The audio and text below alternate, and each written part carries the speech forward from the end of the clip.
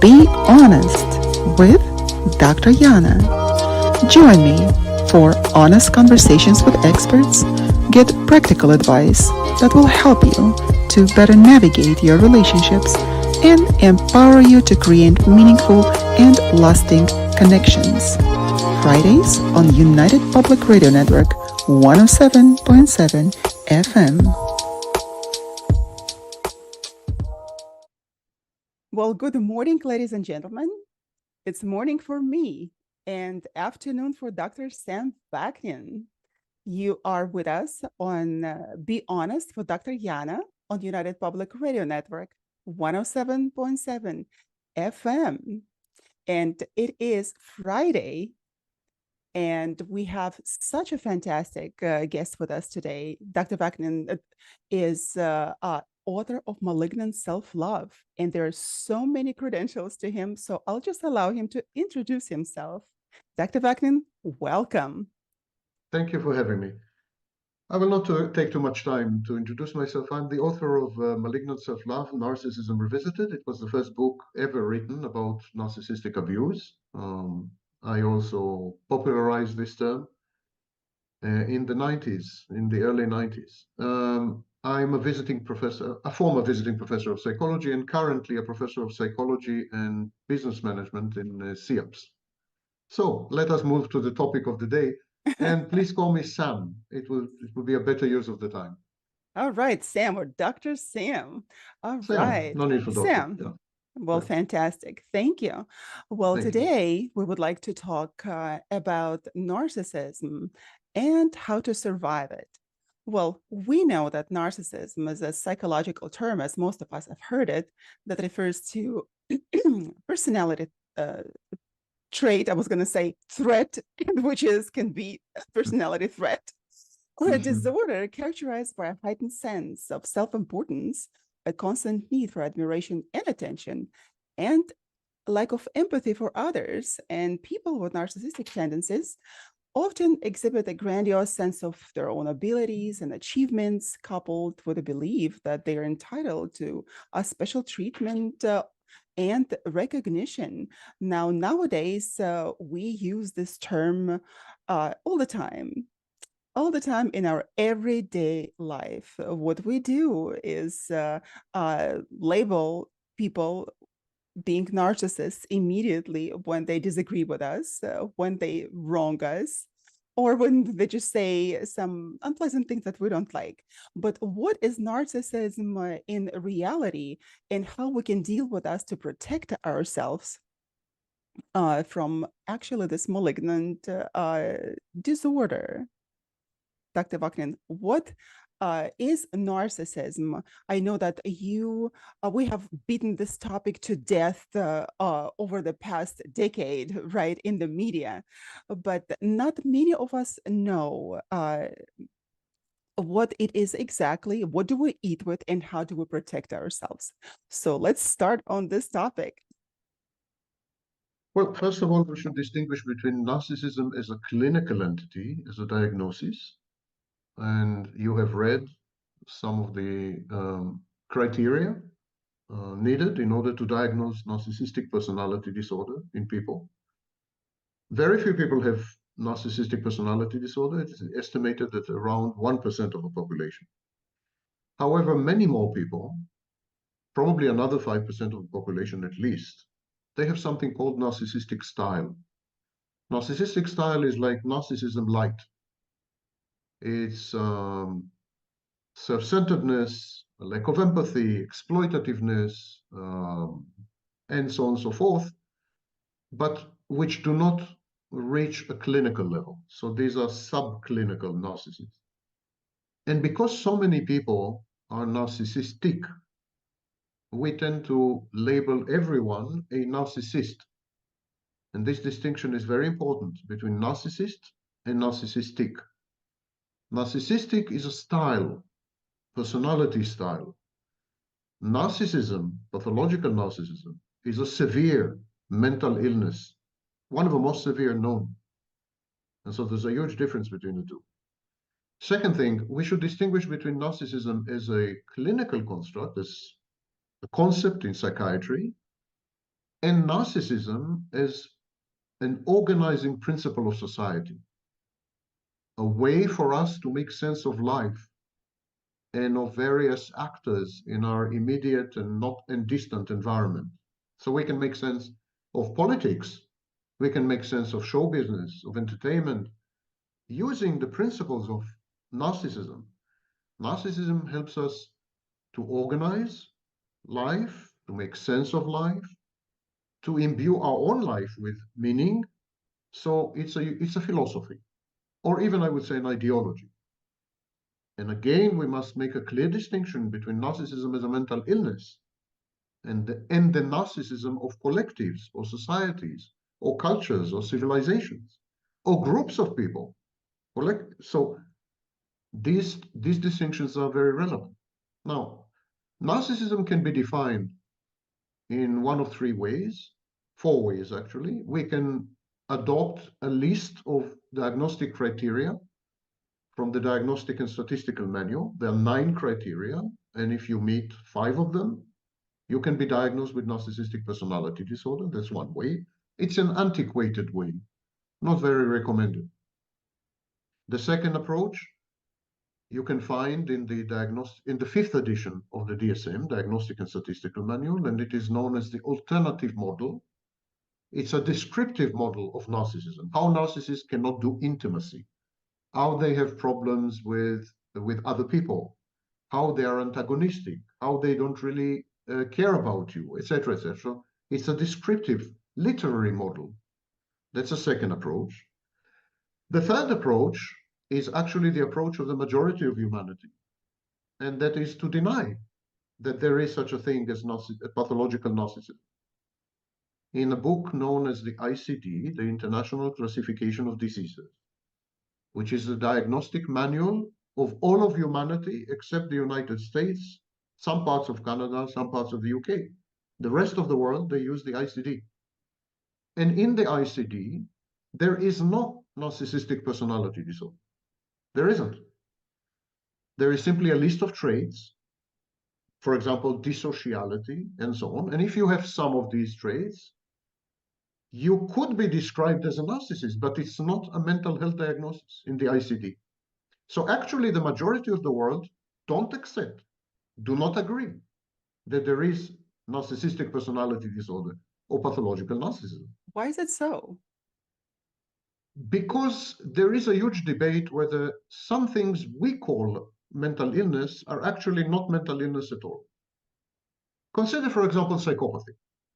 The psychopath is someone who rejects society, rejects rules and laws and mores and conventions and norms, someone who is defiant, someone who is reckless, someone who couldn't care less about other people, is callous, is ruthless, is ambitious. Okay, not a nice person, not someone you would like to marry, not someone you would like to have a partnership with. But is this a mental illness? I doubt it. I don't think it's a mental illness at all. But that I could be a think part of narcissism and also the borderline personality disorder. psychopathy or antisocial traits appear in narcissism and borderline. But I'm talking about the extreme form of antisocial personality disorder known as psychopathy. I think the very word antisocial immediately demonstrates that this is not a mental illness. This is a problem of society. It's society's problem. It's not the individual's problem. So similarly, narcissism, is it really a mental illness? Or are these simply a-holes, jerks, people who are not nice, not pleasant? But if you're not nice and not pleasant, it doesn't mean you're mentally ill. It's a problem, our tendency to pathologize and medicalize behaviors that used to be absolutely normative or common in the past is a major problem. The DSM has grown from 100 pages in 1952 to 1,000 pages today. Oh, we love over pathologize everything. Now, even the PMS in women, now it's a mental disorder. It's a category. And coffee drinking, believe it or not. Oh, and what is yeah, this? yeah, I knew you were mentally ill. Coffee drinking, and internet, overusing the internet, and gambling. So we pathologize behaviors, and that is wrong. We should never pathologize behaviors. We should pathologize motivations and intentions and psychological processes. Yes, that's Well, legitimate. and this is the behavior that has the consequences. That is why, in my understanding. It is not the role of psychologists and psychiatrists to take care of society. That is the role of the courts and the police and politicians. That's not the role of psychiatrists. Psychiatrists shouldn't say psychopaths are bad for society, so they are mentally ill. That is what the communists used to do in the USSR. They pathologized dissent, and these dissidents went to mental asylum because dissidents were declared mentally ill. If you oppose the communist regime in USSR, you must be mentally ill. You know, if you But also oppose, they were sent out of the country. And this is the most interesting thing, that when they were sent out of the country, they would go to the West. And that was always been my question, why they would be allowed to go to the West, because they would spread their ideas there. So why do you think that happened? Why do you think that they were allowed to leave? that's a political debate. But it is not, it is never good when what is supposed to be a science is put at the disposal of society, social control, conformity, and politics. It's never good when we politicize a science. And so if someone is against society, someone is breaks the law in a habitual basis, if someone is against laws and rules and regulations and so on and so forth, that someone perhaps should be in prison, or that someone should have a difficult life. But that someone should not be diagnosed with a mental illness. It has nothing to do with mental illness. So there's a huge problem here. Even borderline personality disorder, which is one of the oldest diagnoses, even this today is contested by luminaries, by very important scholars such as Judith Herman. Even this is contested because if you have a problem with emotional regulation, if you're emotionally dysregulated, if you're overwhelmed by your emotions, and so on and so forth, does this mean that all your personality is problematic, or does this mean that you're mentally ill? If you are the victim of prolonged complex trauma known as CPTSD, and you behave in a abnormal or dysregulated manner because you are reacting to the trauma, it's a post-traumatic condition. Does that mean that you're mentally ill? I think we tend to medicalize and pathologize way too much, way too much. That also gives the loophole to the political system, right, to excuse the behavior and probably, if not punishing the criminals like psychopaths for killing their victims, or then keeping them in mental institutions. Psychiatry is a tool of social control, unfortunately. That's not me, that's Foucault. Michel Foucault said it. It's a tool of social control, and it is abused by politicians, definitely. So that's bad. That's a bad situation. Narcissistic personality disorder is a social problem. Narcissists harm and hurt other people. They damage people. They damage institutions and collectives. They damage society. They're bad. Many of them are bad people. They don't mean to be bad people. They're not psychopaths, but they're still bad. And so on and so forth. But what does any of this have to do with psychology? I don't understand. What does any of this have to do with psychology? This is a social problem, not a psychological one. Then how do we approach narcissism in order to protect ourselves? As long as we mislabel and misclassify narcissism as a mental illness, we're in trouble. We need to begin to regard narcissism the way we regard crime, the way we regard substance abuse, the way we regard illegal immigration, the way we regard multiple other socio-cultural phenomena. It's a social dysfunction. Narcissism is a social dysfunction. It's relational, it's behavioral, it's context dependent. So we need to stop thinking about it as mental illness and begin to regard narcissists as a problem. And so, for example, we need to criminalize narcissistic abuse. Absolutely criminalize, because it's criminal behavior. If you say narcissistic abuse is not criminal behavior, it's a form of mental illness, then you're legitimizing narcissism, in effect. You're giving narcissists a free pass. You're saying they can't help themselves, they're mentally ill, you know? So they abuse people, yeah, it's very bad. No, no, no. You should keep away from narcissists. It's not good for you. But, you know, they're mentally ill. You should keep away from them because they're mentally ill. Rather than say, you should keep away from narcissists because they do bad things, and we should punish narcissists because they do bad things, including in prison, by imprisoning them. We rarely have this approach, and all you hear in the West exactly is that it is a form of mental illness, and a lot of people, when they come in contact with severe forms of narcissism, sometimes sometimes they flee the person, they run away. However, a lot of them, in the people who come to me as well, they say that, oh, they can't help themselves, and I love them, but they cannot help themselves, so that is why I'm there for them. So I am so glad that you're speaking of narcissism in these terms, because that I want to changes make the rules of the game.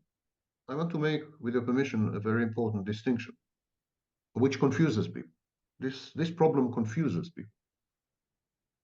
It is true that most narcissistic behaviors are driven by unconscious processes.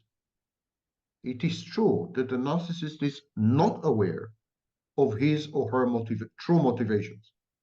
That part is true. The narcissist is driven by early childhood conflicts, by early childhood abuse and trauma, by the need to obtain narcissistic supply, and all this is submerged in the unconscious. All this is submerged. So narcissist, as opposed to a psychopath, because a psychopath knows exactly what he's doing. Psychopath is premeditated, cunning, scheming, and truly evil. A narcissist, as opposed to a psychopath, is essentially a psychopath but without any premeditation, without any planning, without it just automatic psychopath, kind of robotic psychopath. Yeah. So it is true that in a way you cannot blame the narcissist for what he's doing, what she's doing, because they're driven. They are, if you wish, possessed.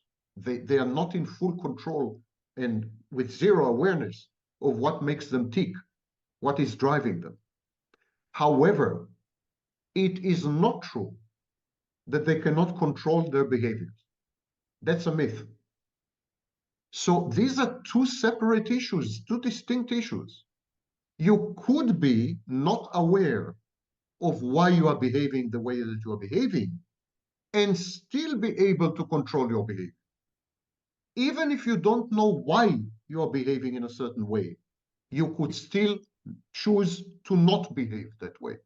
Now, I can prove to you easily that narcissists are fully in control of what they're doing. When you put a narcissist in prison, their behavior changes dramatically. They cease to be narcissists. Absolutely. There's no hint of narcissism. They're not grandiose, they're not abrasive, they're not offensive, they're not aggressive. Everything vanishes. They're not exploitative. When you put them in prison or in the army, in environments where there is a threat of retaliation, when they're afraid, when they're intimidated, when they know that if they misbehave, there will be deadly consequences. Suddenly, all these behaviors vanish overnight. Poof.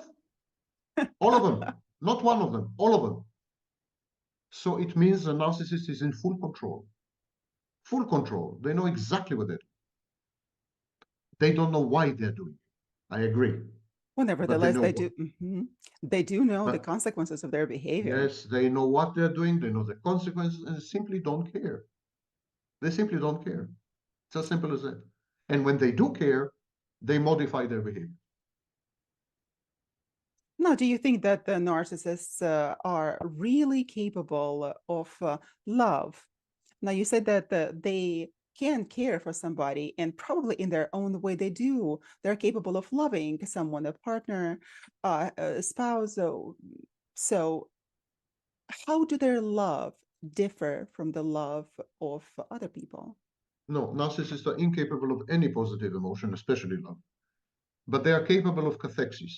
Cathexis is a term borrowed from psychoanalysis. It means emotional investment.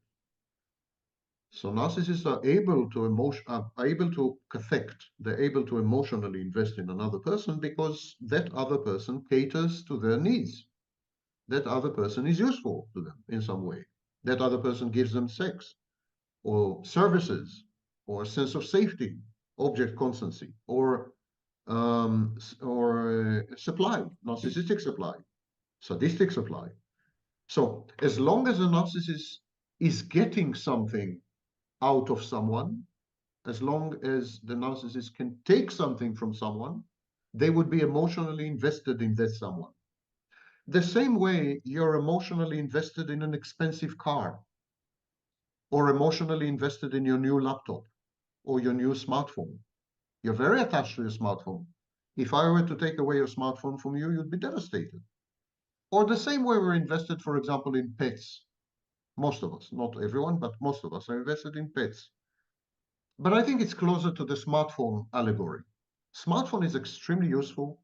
Smartphone organizes our lives, caters to most of our intellectual and other needs, keeps us aware of reality. Smartphone is very, very essential. And also tends to our narcissistic tendencies as a social And yes, validation. if we use social media and so if I were to take the smartphone away from you, you would be devastated. I'm sure. I know I would be. And it's the same with the narcissist. The narcissist is emotionally invested not in any person, but in the benefits of being in touch with that person, of being in a relationship with that person. That's very far from love. Narcissists are incapable of any positive emotion, not only love, because in early childhood, the narcissist has learned to associate positive emotions with pain. Narcissists learn that to love mommy is to be in pain, to be hurt, for example. So narcissists are terrified of emotions. They have negative emotions. This is known as negative affectivity. They have negative emotions. So they're capable of anger. They're capable of envy. Envy is a dominant feature of narcissism. So all the negative emotions are safe because when you have negative emotions, you inflict pain on other people. Negative emotions mean you're in charge. You can hurt other people. You can damage other people. Positive emotions mean other people can hurt you. Other people can damage you. Other people can cause you pain. Love is vulnerability. So narcissists don't do that. Inside the narcissist, there is a reservoir of shame and, and guilt and rage. And the narcissist is terrified of getting in touch with this reservoir. The narcissist builds fortresses and firewalls and constructions around the shame, contains the shame, so that he never has to be in touch with these emotions because these emotions are life-threatening. When the narcissist defenses collapse, this is a process known as decompensation. When the narcissist decompensates, his defenses collapse. He is unable to obtain supply. He is humiliated in public. He is shamed in some way. He fails. He collapses. He's defeated. In all these situations, when there are no defenses, the narcissist gets in direct contact with his shame and with his anger and so on. And then the narcissist falls apart, clinically becomes a borderline, emotionally dysregulated, and with a heightened risk of suicide. That is so important to point this out. And I'm so happy that you did, Sam, because this is also a part of borderline and psychopathy. And we're hoping to discuss it for the next several episodes. And I know just recently you mentioned, and that has just gotten to the core of mine. And I was thinking that that is so profound. You said that narcissist needs to deanimate you. right? In order not to be exposed to the threat of abandonment, rejection, and humiliation, which can lead to narcissistic mortification. They do deanimate you because for them, at the very beginning, for example, you can be an object, an animate object, somewhat like a human, but then they deanimate you in order not to fall for that narcissistic mortification. Now, what is that narcissistic mortification exactly? What I just mentioned, narcissistic mortification is when you are humiliated in public. The narcissist is humiliated in public in front of meaningful others, uh, people that he values for some reason, people who his peers, his colleagues, his family, whatever. When he's humiliated in public, all narcissistic defenses collapse, and the narcissist is again a child in touch with enormous, enormous tsunamis of shame that sweep over him. He cannot control his emotions anymore, so he becomes emotionally dysregulated, a borderline in essence. And exactly like a typical borderline, he develops suicidal ideation. He wants to die. So this is mortification. The narcissist needs to deanimate you for several reasons, actually. And first, maybe it's good to explain what does it mean, deanimate you. Deanimate you means to kill you, at least symbolically, and then to embalm you, to convert you into an Egyptian mummy. And the best example of this process is in the movie Psycho, Hitchcock's movie Psycho, Mm-hmm. where Norman Bates mummified his mother and continues to interact with the mummy that used to be his mother. He puts her to bed, he washes her, he talks to her, he argues with her. They have huge arguments, and she's dead. It's a dead body, dead mummified body. That's the narcissist's ideal partner. Narcissist wants you inanimate. There are several reasons for that. One, the narcissist is dead inside. He is a mummy. He is an ancient Egyptian mummy. He's dead inside completely. And so he needs you to be dead also in order to resonate with you, in order to have something in common, if you wish. The second thing is he needs to fit you into what is known as a shared fantasy. Shared fantasy is a narrative. Maybe we'll not go into it right now, but it's a kind of a story. And you both need to fit into the story, you and the narcissist. But for you to fit into the narcissist's fantasy, shared fantasy, this narrative, this story, you need to not have a will of your own. You need to be devoid of a will. You need to be a puppet. And so he needs to deanimate you in order for you to be totally compliant, totally obedient and submissive and fit into the shared fantasy. The third element is what you mentioned, the fear of abandonment and rejection. And the fourth element is that the narcissist is incapable of interacting with external objects.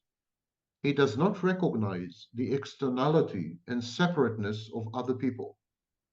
Instead, what he does, he converts other people into internal objects.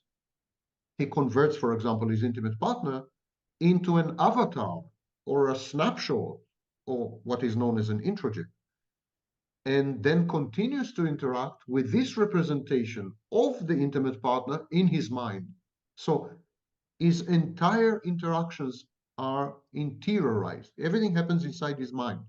Nothing happens outside him. Everything is internal. Now, it's very important that you should not deviate from this snapshot, that you should not diverge from the avatar, that you should be in full compliance and in full conformity with your representation in the narcissist's mind. In short, it's very important that you lose your personal autonomy, your independence, your ability to make decisions and choices, your mobility. So the narcissist restricts your mobility, your social network, because social network can provide you with feedback, and this feedback can change you. The narcissist is terrified of change. He wants you to never change. And of course, only dead bodies, even dead bodies change, but okay, only mummified bodies never change. Death is the essence of narcissism. Narcissism is an absence masquerading, pretending to be a presence. It is non-existence. It's not a form of existence. It's a form of non-existence. It's totally nihilistic. So it's a death cult. The narcissist is at the center of a death cult. And to join the death cult, you need first to die. It's a rite of passage. Death cult. This is so profound, Sam, because that reflects the reality. And like you mentioned, that the narcissistic behavior needs to be criminalized. And I am so with you on that. However, with the common current tendencies of our society, we tend to excuse a lot of the things, including the recent trends with pedophile that are being almost legalized here in California, for example, where I live. So this is the pathology of the society as a whole. So as a society being pathological, for example, at its core, we tend to excuse other behaviors, like in the sense, in the case of narcissism, instead of criminalizing it, because otherwise it would also point fingers at the society as a whole and as a for the government as well. So, I don't think we only excuse. I think we glorify. We glorify narcissistic behaviors, and fake it till you make it, or awaken the giant within, or you can be anything you decide to be. Or if you only think hard enough, everything will happen. The law of attraction and all this nonsense. It's these are all forms of magical thinking, and all forms of grandiosity, and all forms of narcissism. We glorify narcissism. We made it the centerpiece of Western civilization. And it started a long time ago, not now. It started 300-400 years ago. that with this form of magical thinking, that is one also of the tendencies of the narcissists, also to impose on their victims as well as a magical thinking, and ensnare the victim and totally subdue the personal willpower, and then yes, to turn the person into that avatar and to keep the person this way. And a lot of the times we don't understand it, and it is so important for you, for us to have this conversation, or for you to point this out, because there is a huge difference between the narcissistic behavior and pathological narcissism. Because with the pathological narcissism, we need to be able to protect ourselves and have our own mind open and think critically and be able to recognize it and not to excuse it and not to fall prey for the society to be devoured, and to understand the traits and to be able to protect ourselves. So, Sam, how do we, on our own personal level, defend ourselves, not in the beginning, for example, not to fall prey for malignant narcissistic abuse? Because I know that even the closet narcissists, they have this malignancy in them. How do we protect ourselves in the beginning before we even gotten into a relationship with them? Studies have demonstrated conclusively that we spot narcissists within minutes. This is known as the uncanny valley reaction. In 1970, there was a Japanese roboticist, Masahiro Mori. Masahiro Mori suggested that when robots become very human-like, when robots become android, we're going to react badly. We're going to be ill at ease. We're going to feel uncomfortable around these robots. The more robots resemble humans, the higher the uncanny valley reaction. So it's not true that when robots will look exactly like human, we're going to feel comfortable around them. It's exactly the opposite. When robots are going to look exactly like human, we're going to be totally paranoid. We're going to feel very bad. This is known as uncanny valley. There is uncanny valley reaction to the presence of narcissists and psychopaths. We spot them and we react this way with discomfort. Something doesn't fit.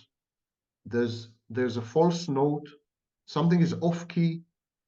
It's as if these are human beings, but they look like human beings, but they were put together wrongly, or it's a simulation that is not 100% accurate. It's and this is why, you know, a few decades ago,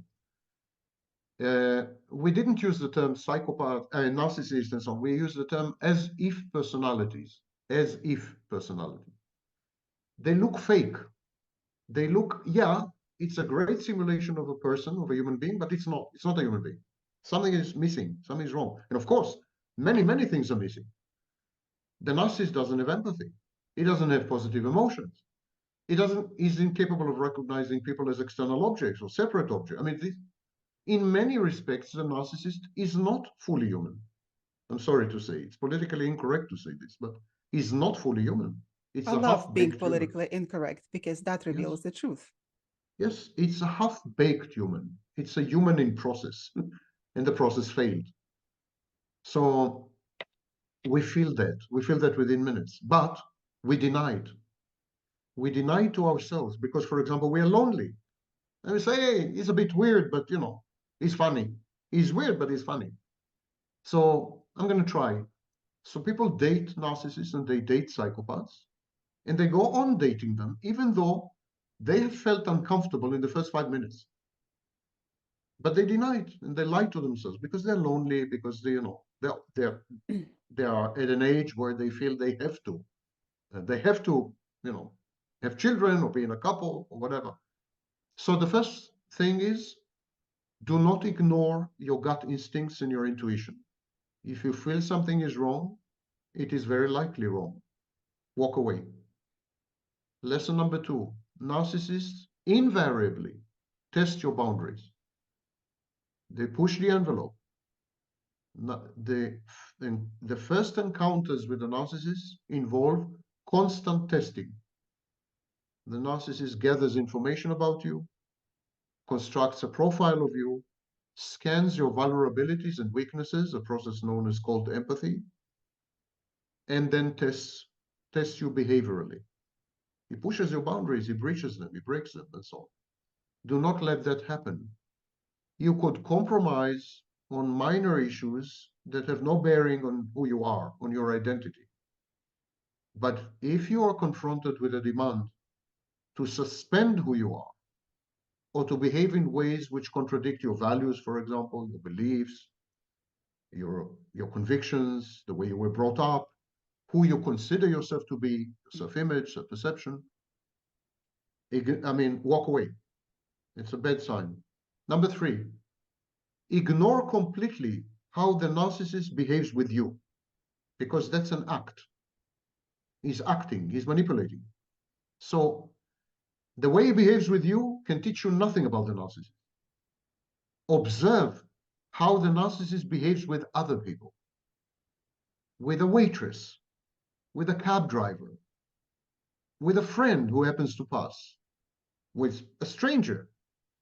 The narcissist bothers to act in front of you. He bothers to invest in you. But with other people, he's going to be his real self. With other people, you're going to see the true face of the narcissist. So he's going to be very nice to you, very kind to you, amazingly attentive, compassionate, empathic, the most stunning person, a dream come true, and then he's going to shout at the waitress because she was 2 minutes late. Or he's going to humiliate the cab driver.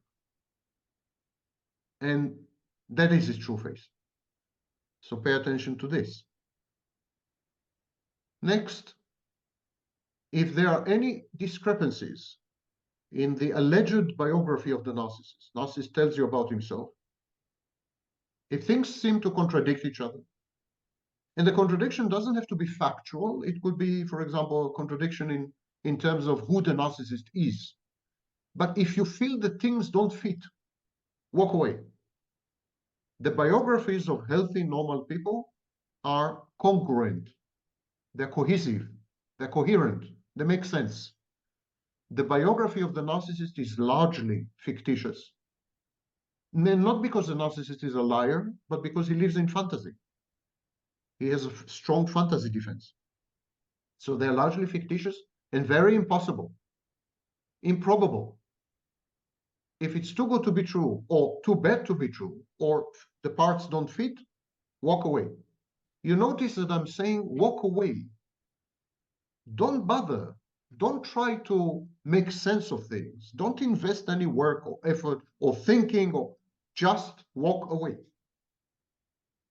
With narcissists, the only solution is no contact, and immediate no contact. And finally, if the narcissist takes over, appropriates you, for example, he takes the keys from your hand and locks your own door, or he decides to which restaurant you're going to go. He orders food for you without consulting you. He asks you to give him a detailed report as to what you have been doing in the bathroom when you went to the bathroom in a restaurant. Or he chooses the movie you're going to watch. If he takes over, if he suspends your ability or your right to make decisions and choices, that's a very bad sign. Walk away. If there is no consensus, if there is no compromise, if there's no negotiation, if there is no reciprocity, if there's no equality from the get-go, that's an exceedingly bad sign. Normally, a healthy, normal person would see you as a separate entity with your own wishes and dreams and emotions and cognitions and fears and memories. And a healthy, normal person would bother to consult you, would seek a consensus with you, would compromise with you. You would seek your opinion. You would agree together on what to do, where to do, and how to do it. Not the narcissist. The narcissist is immediately the boss. You're not even an employee. You're an extension. You're an object. You have no mind of your own. You're not allowed to make decisions or choices on anything whatsoever. This kind of dominance is very, very sick, very problematic. Another thing that I forgot, alacrity, the speed.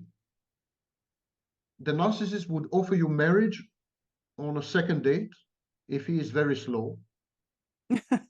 And he would plan to have 3 children with you, including the names. He would agree on the names on the third date.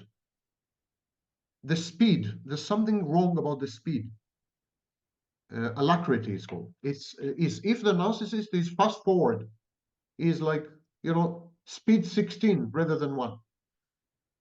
And this is intended to overwhelm you, to disorient you, so that you can't think straight, because you're flooded with demands and expectations and a change in perspective and new scenarios. And so it's absolutely intended to disorient and dislocate you, so that your ability to reason rationally is suspended. So if the person you're dating or talking to or working with is moving too fast on anything, by the way, not only romantically, but on a job offer or a partnership offer, whatever it is, this speed is a major, major alarm, major red sign. What about then of different kinds of narcissism? So is this the pattern of all the types, or just a malignant narcissism, or perhaps something like a closet narcissist can also do as well? The covert narcissist, it's also known as shy or vulnerable or fragile narcissist. The covert narcissist does exactly the same, behaves exactly the same, but he does this under the guise of being someone else. So he would, for example, be overly modest. He would be very modest, but ostentatiously modest. Like, look at me, how modest I am. Yeah. This is known as pseudo humility. He would be passive aggressive. So he would not aggress against the cab driver or against the waitress, but he would sabotage them somehow. He would still damage them. He would be covert. He would be hidden. So, for example, the overt narcissist would seek compliments openly, while the covert narcissist would seek compliments by underestimating himself. He would say, for example, I know I'm very stupid, and he would expect you to say, you're not stupid at all, you're a genius. It's a way of fishing for compliments. So while the covert and the overt narcissists seek the same outcomes and essentially engage in the same behavioral goals, the way they get there is different. The covert narcissist gets there by manipulating you, by sabotaging, by acting under the radar, and so on and so forth, while the overt narcissist doesn't bother. He simply gets what he wants. He simply does what he wants. Is what we say that the overt narcissist is disinhibited, while the covert narcissist is inhibited mainly because of shame and a sense of inferiority. But they're both very pernicious, and they're both, as I said, it's exactly the same. There's no difference between aggression and passive aggression, because in both cases, the other party is harmed and hurt. There's no difference between an overt narcissist who tells you which movie we're going to see today. He's not going to consult you. He's not going to ask you, do you have a movie in mind? He's going to tell, today we're going to see this movie. So that's the overt. And the covert would say, listen, we have a few options, but I really, really think that this one is the best. I'm dying to see this movie. I've been waiting for months to see this movie. He would manipulate you into the same outcome. But ultimately, both of them decide which movie you're going to see, period. You have nothing to say. Nothing to say. And that is a covert manipulation. Of course, sometimes it is so not in the open, and that can confuse us. Now, is it possible for the person to behave as a covert narcissist in order to be a full-blown malignant narcissist later in the relationship? And does it have to be a long relationship? It could be a short, few days old, or even several months into the relationship. I noticed, and now I learned something very profound from you, that the history, the storyline of the narcissist does not make sense.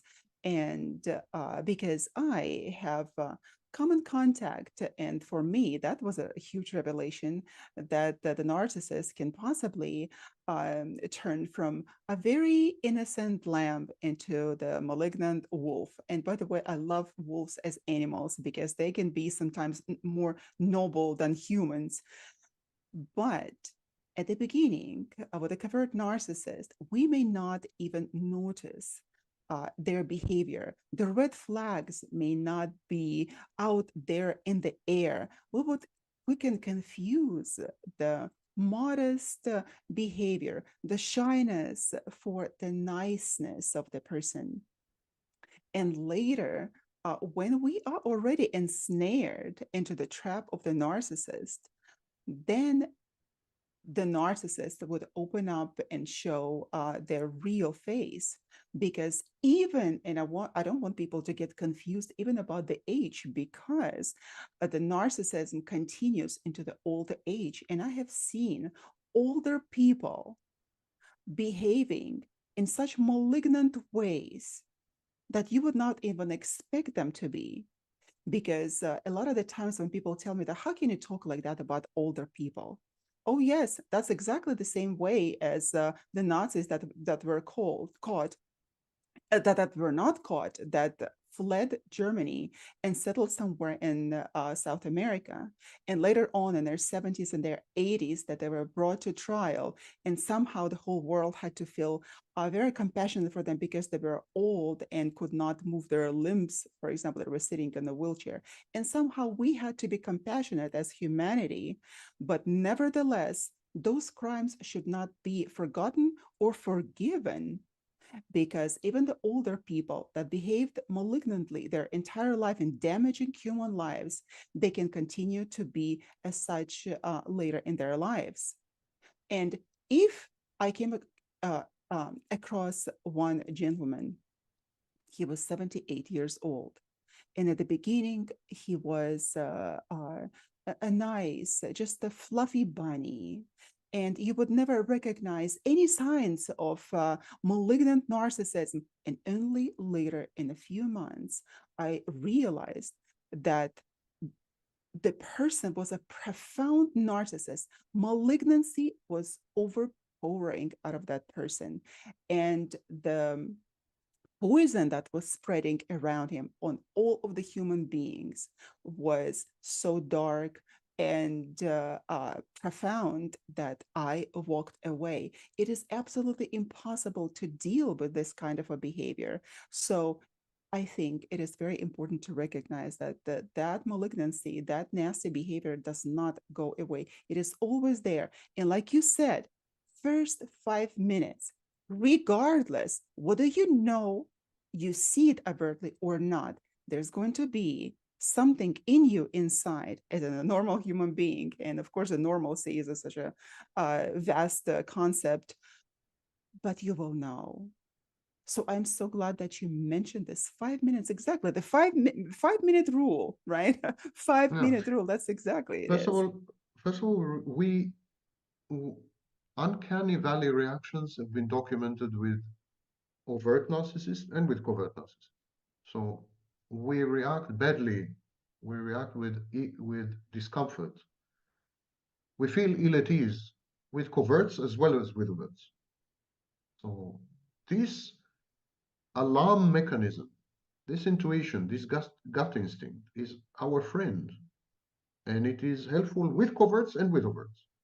However, it is true that once we have denied the uncanny valley, once we have suppressed it, once we have said, I'm going to ignore my gut instinct, I'm going to ignore my intuition, at that moment, the covert narcissist has an advantage because the covert narcissist is a much better actor. Covert narcissists learn to act because covert narcissist is a failed overt narcissist. It's what we call collapsed. It's a collapsed overt narcissist. The covert narcissist is someone who wanted to obtain supply and failed, cannot obtain supply. So he's collapsed. And so this kind of person has learned to act, to pretend, to fake, to lie. So once we have decided to ignore our intuition, to ignore our gut instinct, which tells us to run away, once we've decided to ignore that, the covert has an advantage because the covert is a much better actor. And then it's very difficult to tell that it is a narcissist. Cognitively, it's difficult. Our cognition doesn't help us. It's very atavistic. Narcissism is a very atavistic thing, very primitive. It's animal to animal. It's not mind to mind or brain to brain. It's animal to animal.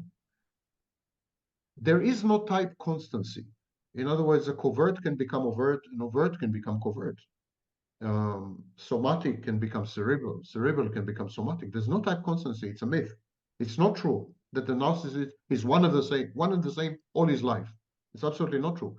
A typical narcissist has experienced all the various subtypes of narcissism in his life. And it is true that narcissism doesn't abate and doesn't disappear until the end of life. It's a lifelong lifespan. We call it lifespan. It's a lifespan disorder. It's lifelong. So it's incurable. It's incurable, of course. It's even untreatable. You can modify some behaviors of narcissists in the short term, only in the short term. They relapse. It's a lot like alcoholism. They relapse. You teach them to change some behaviors. For 3 months, they're okay, 6 months, and then they go back to who they used to be. But it is true, however, that in some narcissists, the antisocial behaviors, the antisocial aspects of narcissism become better with age, ameliorate with age. So only the antisocial part. While with other narcissists, actually the condition becomes much worse because it's much more difficult for them to obtain supply. They're less good looking. There is cognitive decline. So they don't have as many assets as they used to have in order to attract prey. They're predators. Now they're old predators. Old predators find it very difficult to hunt. The hunting becomes more difficult, so that creates a lot of aggression, frustration, aggression. So they become worse. Many narcissists become worse with age, and some narcissists become more gentle with age. They're less antisocial, less psychopathic. One last comment. Malignant narcissism is a combination of narcissism, psychopathy, and sadism. So not all narcissists are malignant. Actually, only 3% are malignant. Malignant narcissism today is known as psychopathic narcissism. And it's a very, very, very bad combination. It's a kind of dark personality, but not subclinical, fully clinical. It's a narcissist who uses the psychopath's methods to obtain narcissistic supply. And in doing that, he is hurting people because it gives him pleasure. Imagine the combination. So 3% of narcissists are malignant narcissists. And these people, as they age, the psychopathic side becomes less pronounced. They are less, for example, they break the law less often. They're more normative. They're more pro-social as they age, but they become more sadistic. It's a kind of compensatory mechanism. I am less psychopathic, but I'm more sadistic. And so they're more narcissistic and more sadistic when they age, but less psychopathic. That is so profound. That is so profound. And we have had the conversation that normally people don't have on this type of conversations and podcasts. And I'm so grateful to you for bringing this up and also being politically incorrect because in our culture, of course, we're being killed by this, but being politically correct. And political correctness was born here in the United States in the 1990s, and it was spread as cancer all over the world. So in order to be truthful, in order to change something in the world, we must be politically incorrect. And in fact, we are being truthful and correct, but we're deemed as incorrect. And we're banished for that. And we're excommunicated from the society. So I thank you. I thank you for your marvelous approach. And I understand that takes one to know one, absolutely. So I hope, Sam, that we can meet again in the near future to discuss it further and also go into the borderline and psychopathy further. So thank you so much for joining us today. You have a fantastic evening. You too. And thank you. We have been on United Public Radio Network. I'm so discombobulated with all these thoughts now. They're sinking in my head. On Be Honest radio show with Dr. Yana. So thank you for joining us today. We'll see you again. Thank you. Thank you for having me.